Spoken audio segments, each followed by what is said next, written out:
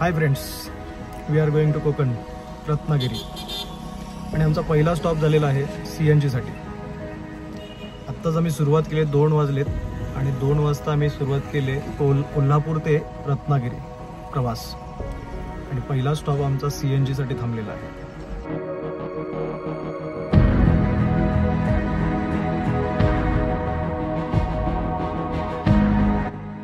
मित्रांनो नमस्कार. आता आम्ही आलोय लांजामध्ये जरा थांबलेलो आहे चहासाठी. थोडा ऑथेंटिक फ्रेशनेस घेण्यासाठी आम्ही चहा घेतोय लांजामध्ये. पण वातावरण संध्याकाळचं साधारण मला वाटतं 6 वाजलेले आहेत. आणि 6 वाजलेचं जे वातावरण आहे ते करून थोडा चहा घेण्यासाठी आम्ही थांबलेलो आहे फ्रेशनेससाठी. आणि आम्ही सुसाट निघणार आहे आरेवारीला. गुड मॉर्निंग मित्रांनो. आत्ता आम्ही गणपतीपुळेमध्ये काल रात्री आम्ही स्टे केला होता हॉटेलमध्ये. आणि आता मंदिरामध्ये आम्ही दर्शनासाठी चाललेलो आहे. सकाळी बरोबर 5 वाजता मी उठलो आहे आणि आत्ता वाजलेत 6. आणि 6 वाजता आम्ही दर्शन घ्यायला चाललो आहे आतमध्ये. दर्शन घेऊन मग आम्ही पुढील प्रवास चालू करू. सकाळी 6 वाजताचं गणपतीपुळ्यामध्ये हे असं वातावरण आहे. नेचर कॉलिंग चालू आहेत. त्याचबरोबर ती गणपतीपुळेमधील लोकांचं राहणीमान आणि वस्ती आहे. एक जुनी घरं आहेत आणि शांत असं सकाळचं वातावरण आहे, प्रसन्न आहे. ह्या वातावरणामध्ये आम्ही आता दर्शनासाठी चाललेलो आहे. आणि दर्शन घेऊन आम्ही पुढे संगमेश्वर इथे जाणार आहे. संगमेश्वरवरून आम्ही सनसेटसाठी मग परत आम्ही आरेवारी बीच करत गणपतीपुळ्याला पोचलो आहे. आणि गणपतीपुळ्याला पोचल्यानंतर आता 6:30 वाजलेत. दर्शनासाठी आम्ही आता आतमध्ये जातो आहे. 5 वाजता इकडे काकड आरती असते आणि काकड आरतीनंतर लोकांना दर्शनासाठी मंदिर उघडलं जातं. तर आम्ही सकाळीच आज इथे दर्शन घेऊन थोडा वेळ बीचवरती घालून आम्ही पुढचा प्रवास करणार आहे. सकाळचं एक मनाला हे लावून टाकणारं असं वातावरण, प्रसन्न वातावरण आहे. आणि या पॉझिटिव्ह एनर्जीमध्ये आम्ही आता मंदिरामध्ये दर्शनासाठी चाललो आहे. मंदिराचं जसं जवळ जातो आहे तसं मनामध्ये आणि शरीरामध्ये एक सकारात्मक ऊर्जा म्हणजे एक एनर्जेटिक प्रभाव आपल्यावरती पडतो आहे. त्याचबरोबर ती पक्ष्यांचा आवाज वगैरे आपल्याला अजून मन प्रफुल्लित करतो आहे. तर हे या कोकणामध्येच पाहायला मिळतं.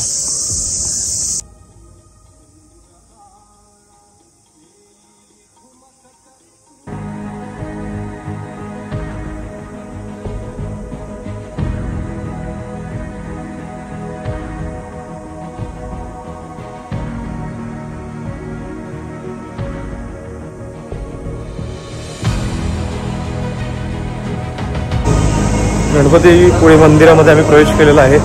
मंगळवार आहे आणि नंतर गर्दी असणार आहे. त्यामुळे आम्ही आत्ताच सकाळी पहाटे दर्शन घेतोय.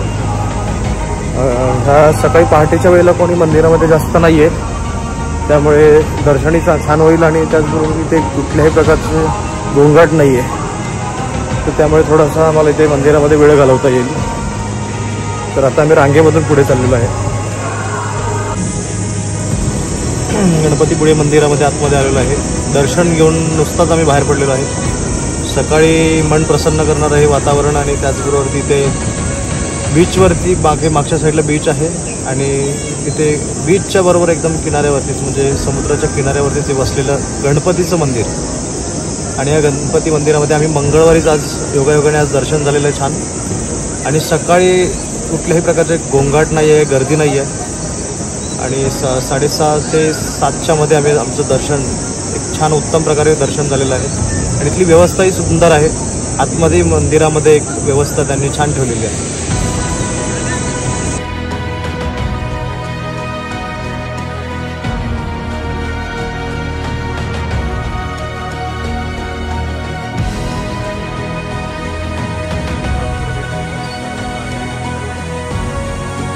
श्री गणेश आणि श्री गणेश्वरचं मंगळवारी आम्ही दर्शन झालेलं छान.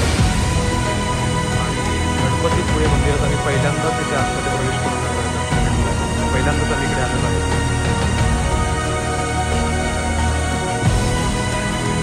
कोकणामध्ये आलोय आणि बीचवरती नाही असं कधी होणारच नाही, कारण आपण सगळे जास्त करून येतो तर बीचसाठीच येतो. मागे आहे गणपतीपुळे मंदिर आणि बरोबर त्याच्या समोर आम्ही खाली उतरलोय बीचवरती. गणपतीपुळे एक सुंदर समुद्र किनारा इथे पाहायला मिळतोय आणि त्याचबरोबर ती मागे गणपतीपुळेचं मंदिर आहे. साक्षात श्री गणेश तिथे विराजमान आहेत. सर्व कोकणावरती त्यांची कृपादृष्टी आहे, तशीच आज सर्वांवरती कृपादृष्टी राहू दे ही गणपती बाप्पांचरणी प्रार्थना.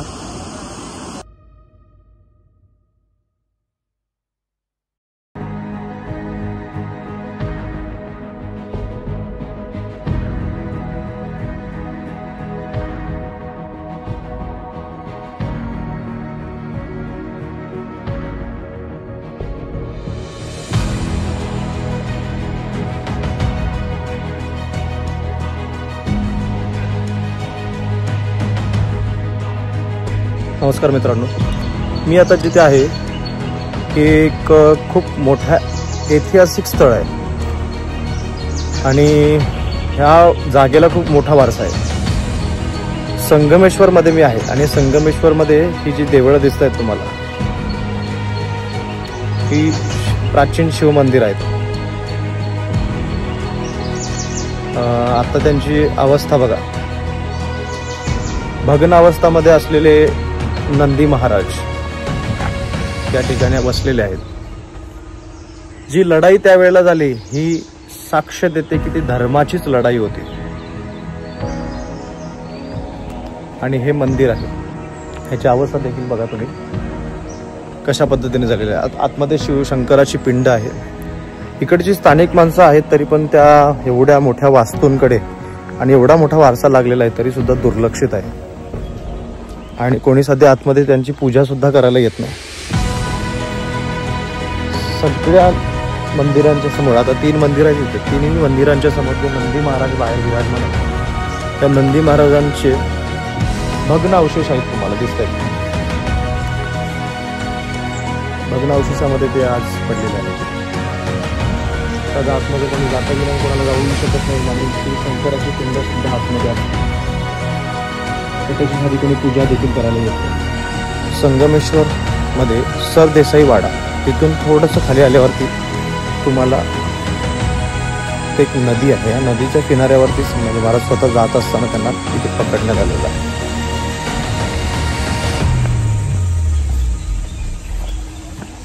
मगाशी बोलल्याप्रमाणे पुरातत्व विभाग किंवा इकडची स्थानिक जी मंडळी आहेत त्यांच्या मार्फत किती दुर्लक्षित पद्धतीने ह्या वास्तू झालेल्या आहेत बघा.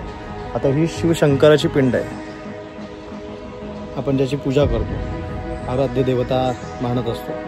या पिंडीची तुम्ही अवस्था बघा काय आहे.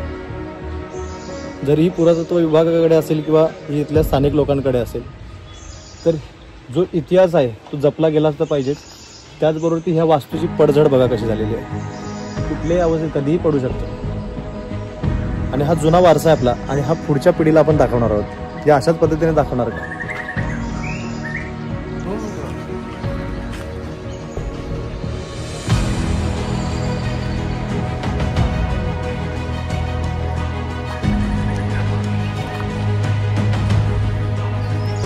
नमस्कार मित्रांनो, मी सिद्धेश वाडेकर. मगाशी म्हटल्याप्रमाणे आम्ही निघालो गणपतीपुळ्यापासून आणि संगमेश्वरमध्ये आम्ही पोहोचलेलो आहे. गणपतीपुळे ते संगमेश्वर हे जवळजवळ 142 किलोमीटरचं अंतर आहे. 1 तासाचं बरोबर अंतर आहे. 1 तासानंतर आम्ही इथे पोहोचलो. जे मला बघायचं होतं आणि ज्यासाठी मी कोकणात आलो होतो आणि बऱ्याच दिवसापासून जी मला ज्या मूळ वारशासाठी मी थांबलो होतो तो सरदेसाईंचा वाडा हा. आणि हा वाडा हा साधासुद्धा वाडा नाही. त्या वाड्यामध्ये खूप मोठा इतिहास आहे, या जागेमध्ये खूप मोठा इतिहास आहे. तसंच प्रत्येक कोकणामध्ये गेला तर कोकणामध्ये तुम्हाला काही ना काहीतरी नवीन किंवा त्या जागेबद्दल नवीन काहीतरी माहिती मिळत असते. तर ह्या सरदेसाई वाड्यांकडे बघितल्यानंतर त्याची पडझड बघा तुम्ही की कशा पद्धतीने झालेली आहे. तर आता हे पुरातत्व विभागाकडे येतं की स्थानिक मंडळींकडे येतं किंवा याच्यासाठी काही वेगळी समिती आहे की मला माहिती नाही, पण त्याची अवस्था बघता ही पूर्णपणे ढासळत चाललेला आहे आणि हा पूर्ण इतिहास संपत चाललेला आहे. 1 फेब्रुवारी 1689 रात्री त्या दिवशी मुक्ताराम खानाच्या मार्फत या वाड्यामध्ये, तसंच या वाड्याच्या काही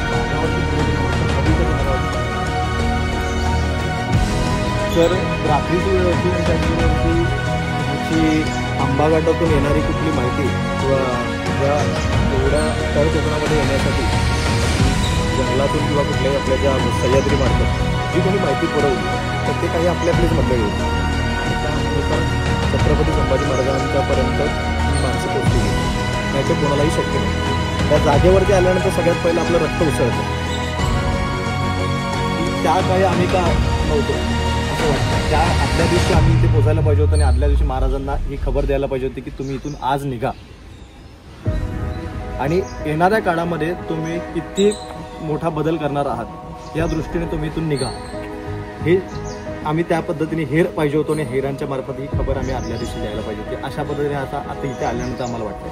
कारण आमचा राजा हा पकडला जाणारा नव्हता, हा संपवणारा होता सगळं आणि बऱ्याच गोष्टी तो बदल करणार होता. तर या वाड्याकडे बघितल्यानंतर इथं आल्यानंतर ते रक्त उसळतं आणि आपल्या धर्माविषयी त्यांनी किती मोठं बलिदान केलं आहे, त्याचबरोबर किती मोठा पराक्रम केला आणि त्याचबरोबर त्यांनी किती सहनशीलता त्यांनी केली होती.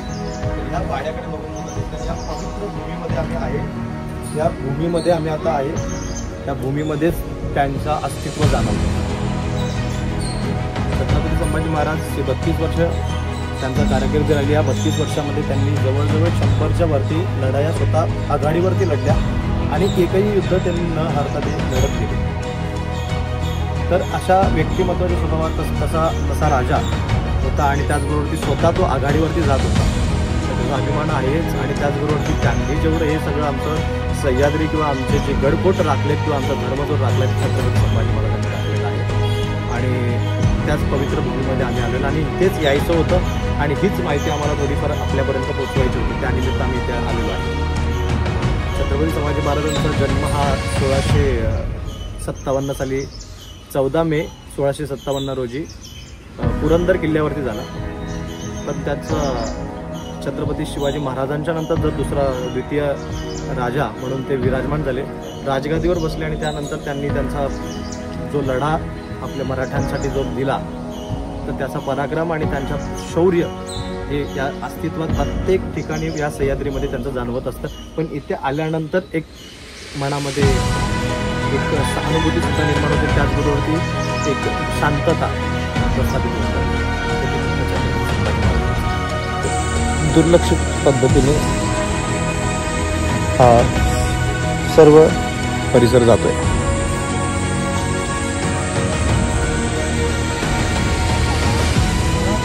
हीच ती नदी आहे. या नदीच्या ठिकाणी छत्रपती संभाजी महाराजांना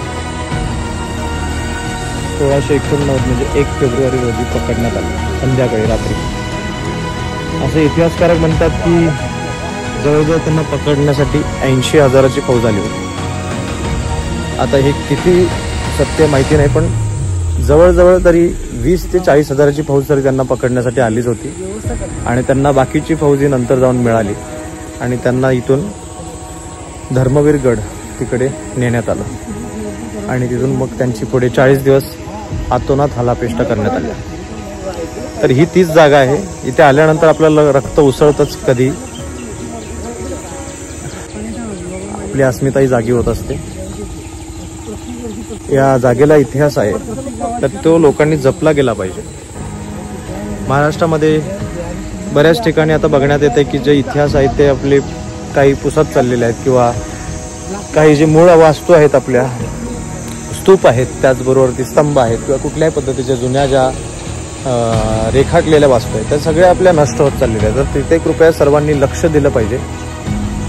त्या ठिकाणी लक्ष दिल्यानंतरच आपल्या काही गोष्टी लोकांपर्यंत म्हणजे येणाऱ्या पिढीपर्यंत त्या पोचतील की आपला इतिहास काय होता, आपले राजे काय होते, त्याचबरोबर ते आपलं सुरुवात आपली कुठून झाली आणि कशा पद्धतीने आपण लढा दिला या गोष्टींना.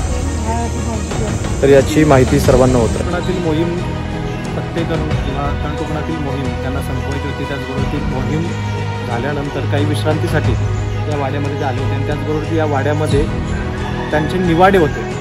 त्या निवाड्यासाठी ते इथे थांबले होते. अगोदर आदल्या दिवशीच ते निघणार होते. कवी कलश होते त्यांच्यासोबत आणि काही पोटभर मावळे होते. आणि त्यासोबत सरनोबत त्या काळचे सरनोबत म्हणजे माळोजी बाबा घोरपडे म्हणजे श्री संताजी घोरपडे यांचे वडील त्यावेळी सरनोबत होते आणि ते त्यामध्ये होते. तसं संताजी घोरपडेसुद्धा या मोहिमेमध्ये निवाडा करण्यासाठी इकडील स्थानिक लोकांनी त्यांना आग्रह केला होता आणि त्या आग्रहास्तव छत्रपती संभाजी महाराज या वाड्यामध्ये थांबले होते. त्या निवाडा संपवून ते परत रायगडाला प्रस्थान करणार होते. तर त्याच वेळी मध्यरात्री त्यांना इथे पकडण्यात आलं.